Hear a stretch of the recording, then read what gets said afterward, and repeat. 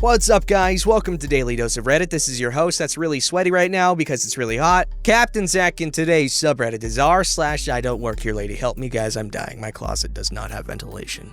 Okay, so this first story, I'm actually really excited to read because the title alone is pretty funny. Crazy lady thinks I work in an anime store because I'm Asian. How y'all doing? I wanted to post this experience after my friends and I were reminiscing of a time before this lockdown and quarantine. While in a dungeon raid, we brought up my experience with a Karen. It's been a long time and I nearly forgot such a funny moment. It's been maybe 4 years ago, so it's not verbatim. So here we go. Here's the cast. There's me, which is me, duh. Crazy lady. Employee. Owner. A few years back, a friend and I went out of state to visit another friend of ours. When we arrived, we decided to go to his favorite anime goods store, mainly to wait until he was done with his work. This place had everything an anime fan could want. Gunpla, t-shirts, plushies, figurines, DVD and Blu-ray box sets, etc., etc. We browsed through all of the goods and even made friends with some of the employees. Most of it was our experience in conventions, recommendations to hotels, and other tidbits of advice to help make our anime fandoms even more fun. I went to the manga sections to see the prices and if I was gonna take some home. I went up and down the tightly packed bookshelves when I heard the cry of a crazy lady. Excuse me! I'm debating on getting Until Death Do Us Part or Monster Musume. Hello! At this point, I was wondering if there was an employee around because the wailing from Crazy Lady was getting louder. All the while, I was still in a mental war with myself over which manga I should buy. Eventually, Crazy Lady hovers next to me, a foot away, her hands on her hips and her face looking down. Mind you, I'm exactly 5 feet tall, so everyone is tall from my perspective. Yo, do I, need to talk to you in China to get your attention? I just realized she was talking to me for the first time. No, you don't need to do that to get my attention, but it is an easy way to lose my attention. Crazy Lady did not look like the usual Karen. Rather, she was some stuck-up college student. Fake blonde hair tied in a ponytail, yoga pants, a university sweater, and looks like she just came from a workout class. Maybe it's the pre-evolution of a Karen, or a child of a Karen because she was giving off that "let me see your manager" vibe. I don't know. I have yet to encounter the typical middle-aged Karen with a short hairstyle. Excuse me, you can't talk to me like that. You can't talk to me like that either. Her face tries to load a response to my attitude. After a stare down that lasted a few seconds, I put away the manga and move on to the next set of shelves. I was hoping that was the end of it. But no! Crazy Lady comes after me as I'm going through the next set of shelves. I don't know what your problem is, mister, but you need to help me. It's your job. Stop screwing around with the books and help me find my sweater. I look around. No, it's not. This is definitely not my job. I don't work here. Yes it is. Who else would work here? An actual employee? Maybe? Like the one by the front door? Yeah, well, you're here too, and I don't like this service or your attitude. Don't think I'm stupid. You Asians run this store, so you definitely work here. Unknown to her, the store was not completely run by Asians.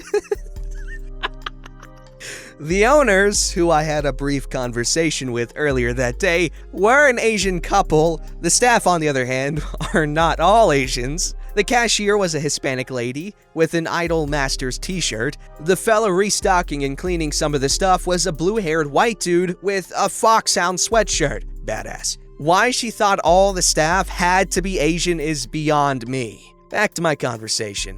Oh my god, how hard is it for you to do your job? Hello, I know you understand English. Again, I do not work here. Yes, you do! Let me make this easier for you to understand, lady. I do not work here. I am from New York City. I do not live in the state and I am not employed in the state. Most employees would still put up with your attitude and help you. Notice how I'm not helping you in any way? Wanna know why? Before I could let her finish, I answered for her while doing my lamest attempt at a ballerina jeté and singing my statement. Why? Because why not make this a little more fun? I don't work here. Beautiful. I got to see Crazy Lady's face contort into a mix of both confusion and frustration as I moved away from her sights and was back to browsing. All the while, I could hear the most audible groan from the other side. Fast forward to a few minutes later, and we were just about done looking around. My friend just had to get a master grade Barbados, I don't watch Gundam, Gunpla. We headed to the cashier to pay for our stuff when suddenly Crazy Lady was right behind us. Before my friend could get a word in to the cashier, Crazy Lady jumped to our side and spoke to our cashier. Excuse me, I have a problem with this employee here. Employee looks at me, then back at Crazy Lady. Voice change because I found out it's a woman. I'm sorry, he doesn't work here. I'm going to guess that she doesn't like the idea of being wrong. So she doubled down on this and just talks louder. Like, don't even lie to me, B-word. I know this Chinese guy works here. I've seen him work here before. This employee was stunned that she was just cussed at by some lady. You could sense how pissed the employee was, but she kept her poker face there and tried her damn best to resolve the issue. Miss, please, he doesn't work here. He's a customer. He's not even from the state. If you just give me a moment, I can help you. No. Don't treat me like an idiot. You need to get your manager and have him speak with your employee. Don't cover for him. Just get your manager and talk to this guy. He's not an employee. If he was, he'd have helped you already. The owner then comes in to the rescue as he comes through the front door and could hear the argument. What happened here? Oh my god, are you the manager? Yes, I own this store. What happened? Yeah, your staff has been nothing but rude. This guy, she points to me, did not help, gave me crap attitude, and your cashier is defending him. I want him fired.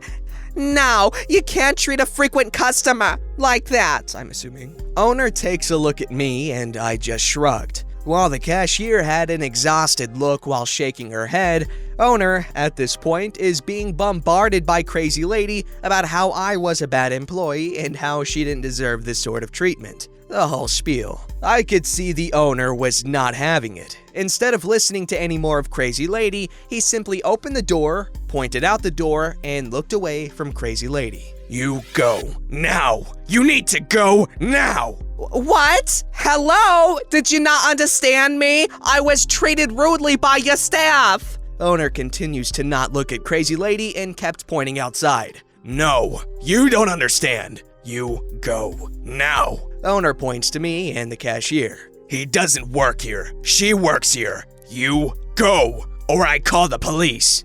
Oh my god, you guys, I swear you just lost a frequent customer. You have no idea how many followers I have. Go. You bothered the store. You go now. Don't need you. Crazy Lady drops her stuff, a sweater and a cat plush, and just storms off. But not before she gives off that high-pitched scream, groan mix in the parking lot. The owner's wife comes out of the office and wonders what just happened.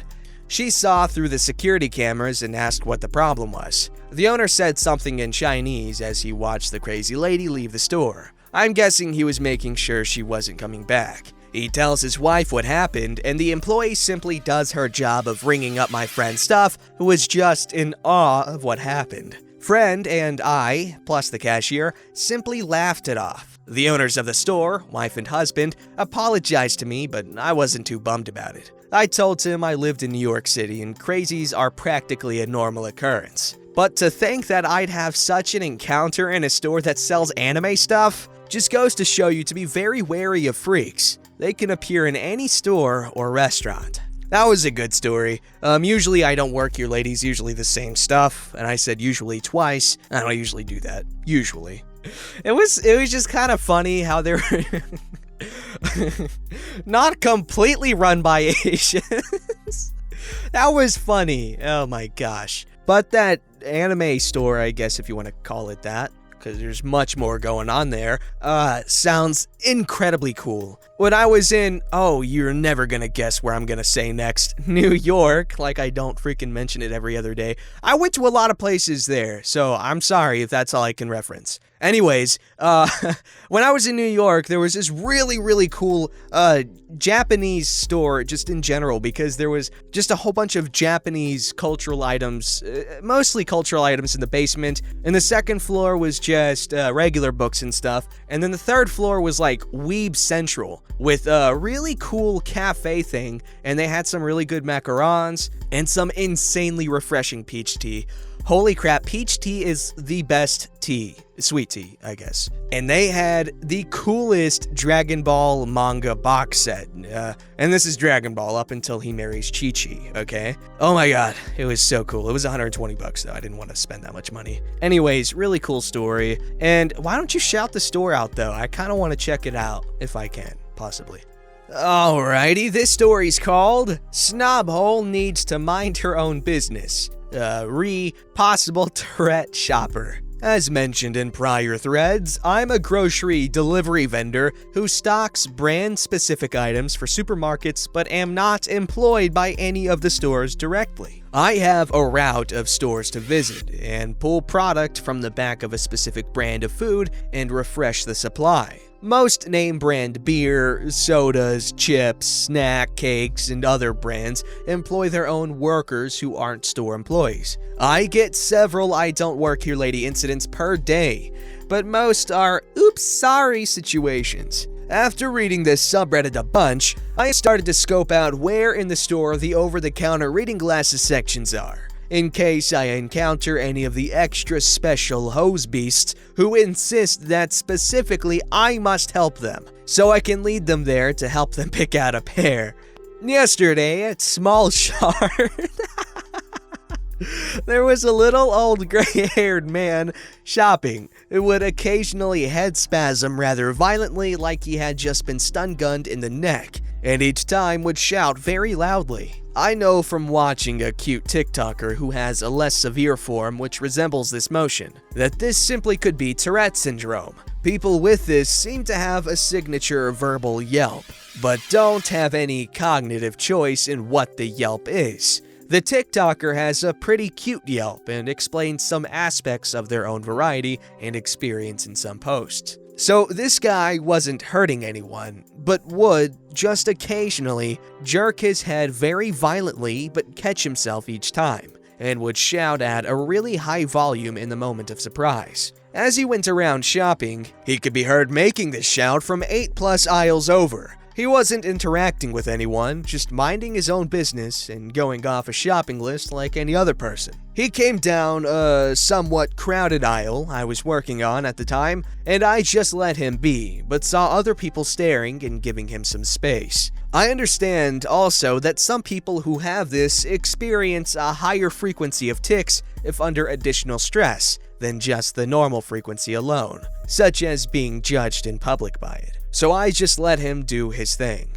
As he rounded the corner out of sight, a few people who were near me on this aisle muttered that the man was obviously crazy and that he shouldn't be out in public and might hurt someone. I explained a little about the possible condition and that this could actually be a pretty big milestone for him personally, being brave enough to go out in public and trying to control it, and being able to handle the stress of the stares and whispers, and that if people could stop talking about him, it could actually help reduce the outbursts, possibly. One feral snobhole of a lady came up to me a little while later after he'd moved on several aisles over, clip-clopping her business Karen shoes the wrong direction down the aisle and not wearing a mask, naturally, and on a mission. She sternly barked at me about him and told me that he needed to be removed because he was frightening other customers. I told her politely I wasn't employed by the store and that I didn't have any say in who gets removed. I tried explaining that I hadn't seen any frightened customers myself yet,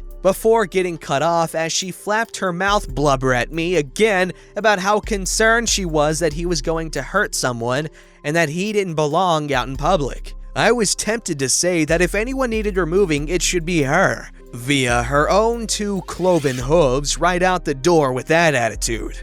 I was under a time crunch and didn't really have the time to find a ladder to climb up in order to clock one across the chin that high up in the air. I just dismissed her away again that I am not employed by the store. There's nothing I can do about it. I stated that I'd seen him for about the past hour and he hasn't made any sign of hurting anybody, that he's just, and then glared at her with eyebrows raised and leaning towards her, minding her own business. She squinted at me and scowled, and then clopped away, and I didn't hear anything from her again. My main regret was not having available time to ask him if I could gather up what was left on a shopping list or help in some way. Carry on the good fight, Mr. Man. I'm on defense for you.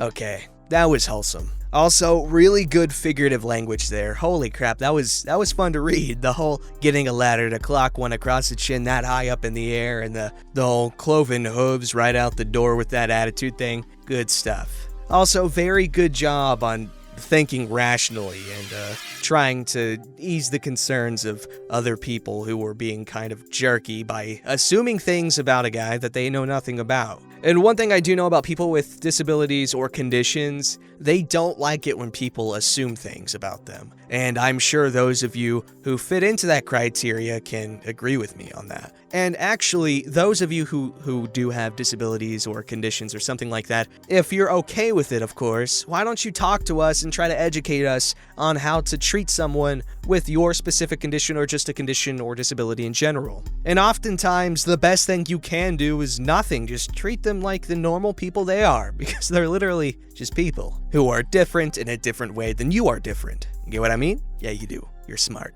I know you are. Yes, you are. Alright, this story's called Husband Goes Full Drill Sergeant on a Karen. Before I start this story, I have to tell you about my husband. I'm French and we met while he was on vacation in Europe. One thing led to another and now I live in Ohio with him. Poor gal. He is a hard-working gentleman, an Army veteran of 2 conflicts, and thought he has a very serious and almost hostile demeanor. Think resting B-word face, but angrier and on a guy. He is a big teddy bear, quick to make a joke or pull a prank and easy to laugh. He is also very protective of me. Since I'm not here to gush on him, I'll go on. No, it's cute. We were out getting groceries last week. As we were checking out, I was backing up all our stuff because the store now requires that you bag your own goods if you bring your own bags. No big deal. He pays, and I stay to help a very elderly lady behind him bag her groceries and put them in her cart. He had helped her unload them,